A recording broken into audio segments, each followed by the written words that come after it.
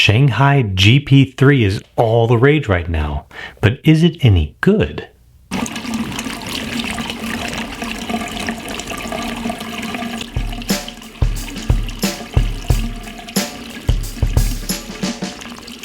I wanted to do some more film comparisons to Tri-X like I began earlier in the year. But to keep things consistent, rather than do them every now and then, I went ahead and got 49 different film stocks, everything I could get in 35mm from B&H and Freestyle. So unless they were out of stock, I got a roll of it.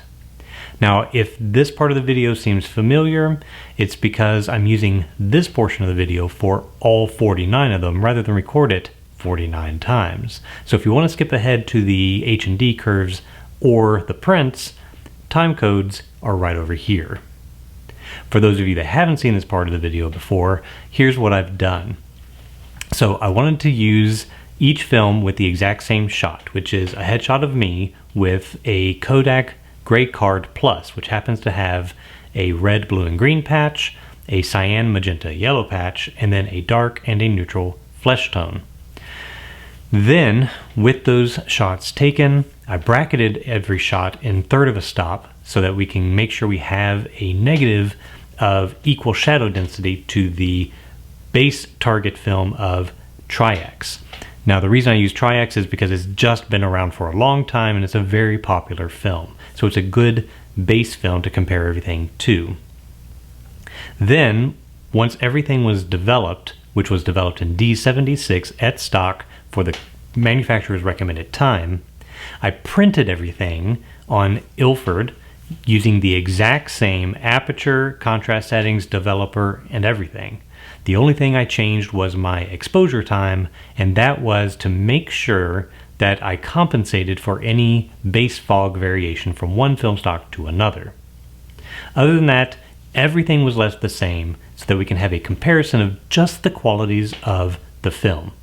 Now, there's going to be some differences in contrast, especially on the high end, and that's because the manufacturers getting their development time may not have used the same target that Kodak used for Tri-X. And that's okay. We're not looking at the overall contrast for everything. What we're really looking at is grain characteristics, tonality, how the film treats the shadows versus the highlights, that sort of thing. And we're looking at spectral sensitivity, thus the Gray Card Plus, rather than just a regular Gray Card. So we're going to go ahead and look at H&D curves, which if you saw one of my earlier videos on sensitometry, I like to use pen and paper and make my graphs. However, my wife was really ready to make sure I was done with this project. So she put everything into a spreadsheet for you all. So even though I don't like them, I want to show them to you thanks to her. Then we're going to go ahead and look at the prints side by side with the same print made from Tri-X. And from there, you can decide if you like the film and if you want to go and use it. So let's go ahead and take a look at the curves, and then we'll go to the prints. Here we have Tri-X in blue, Shanghai GP3 in red. Our tonal scale down in the toe portion of the chart are exactly the same. We have a little bit higher base fog in the Shanghai, but the actual toe is identical.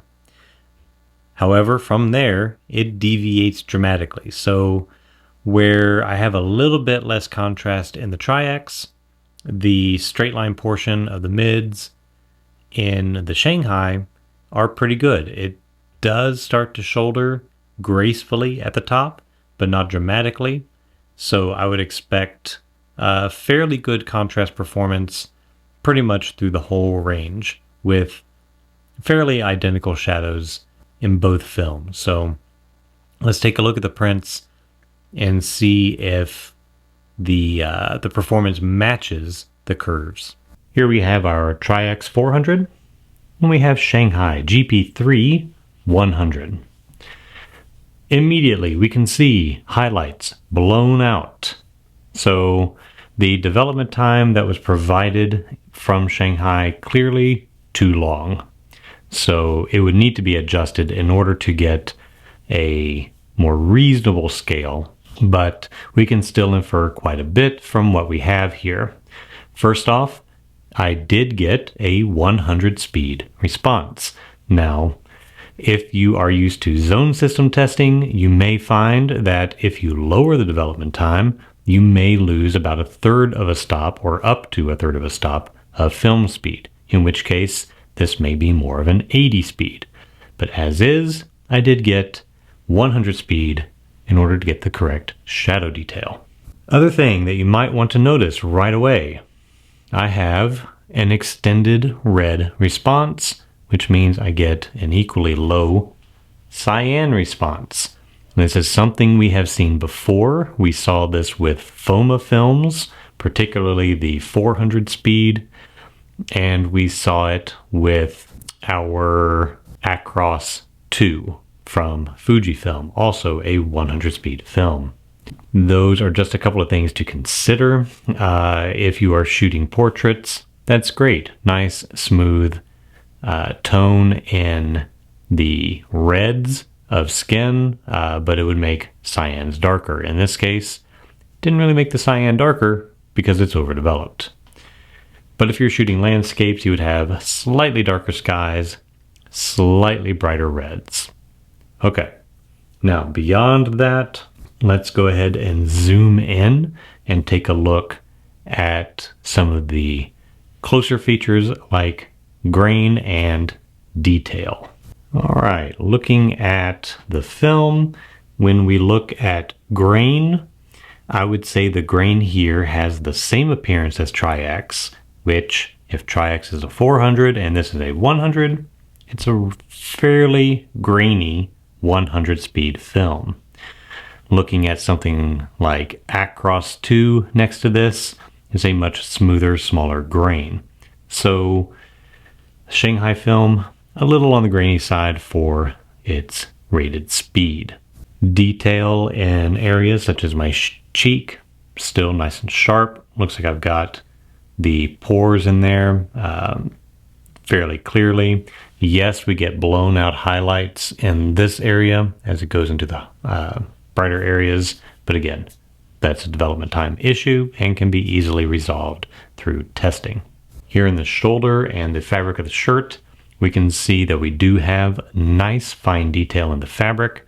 We get the little fuzzies on my shoulder clearly against the background, and then the background does show higher grain, or at least I would say about equal grain to the Tri-X, although it is technically 2 stops slower. All right, here we are losing our highlight areas. It is quite bright, but we still can see texture. Mostly what we're looking at here is how the fine details, even though they are in the highlights and blown out, we can still see the detail and it's not obscured by the grain. Once you figure out the development time issue, I would say you get a good performance here. All right, and here we are with the skin. Again, it's quite blown out from too long of a development time, but we can see in what detail we do have in the skin is still nice and sharp. So I don't think you're going to have any issues using this film overall. It's just a little bit of fine tuning, but you should be testing to get the best performance for your application and your equipment and so forth. So once you get all that nailed down, I think you'd be quite happy with this film. It is fairly reasonably priced and available in a variety of different sizes, from roll film up to sheets. So it's something personally I may try more of in the future just to see if it gives me the kind of look I'm going for.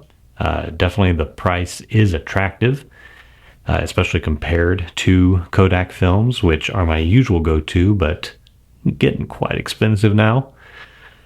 Overall though, I think you're going to have good performance. Just understand it is going to be, though 2 stops slower than Tri-X, it's going to be about equally as grainy, though the grain is still pretty sharp. All right, that is it for Shanghai. If you would like to help support this channel, you can go to my Patreon page or get prints, t-shirts, and lab towels through the links down in the description. And I thank you for watching. Please like and subscribe, and we will see you next time.